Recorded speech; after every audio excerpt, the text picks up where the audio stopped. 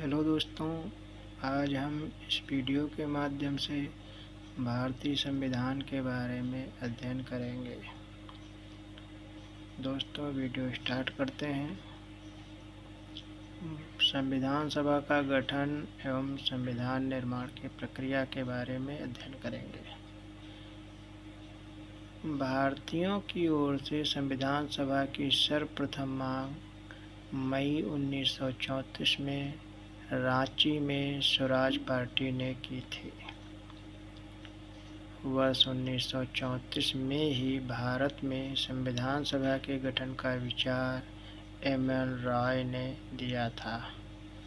भारतीय राष्ट्रीय कांग्रेस के स्तर पर भी पहली बार स्वराज पार्टी के बाद पटना में मई 1934 में ही संविधान निर्माण के लिए आधिकारिक रूप से संविधान सभा की मांग की गई, जिसकी पुष्टि कांग्रेस की 1936 की फैजपुर अधिवेशन में की गई।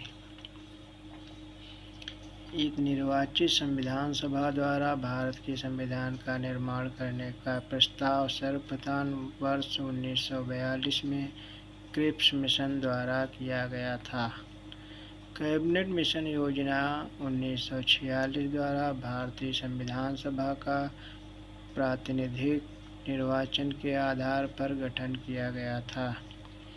मोटे तौर पर प्रति 10 लाख व्यक्तियों पर एक प्रतिनिधि के निर्वाचन की व्यवस्था प्रस्तावित थी।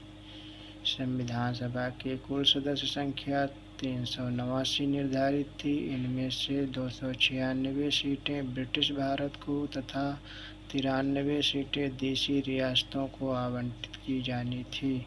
ब्रिटिश भारत को आवंटित 296 सीटों में 292 सदस्यों का चुनाव 11 गवर्नर प्रांतों के और 4 का चयन मुख्य आयुक्तों के प्रांतों प्रत्येक में से एक से किया जाना था। देशी रियासतों के प्रतिनिधियों का चयन रियासतों के प्रमुखों द्वारा किया जाना था। संविधान सभा के चुनाव जुलाई-अगस्त 1946 में संपन्न हुए।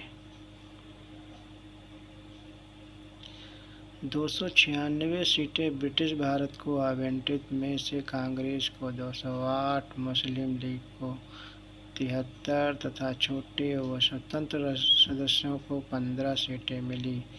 देशी रियासतों ने प्रारंभ में संविधान सभा में भाग नहीं लिया।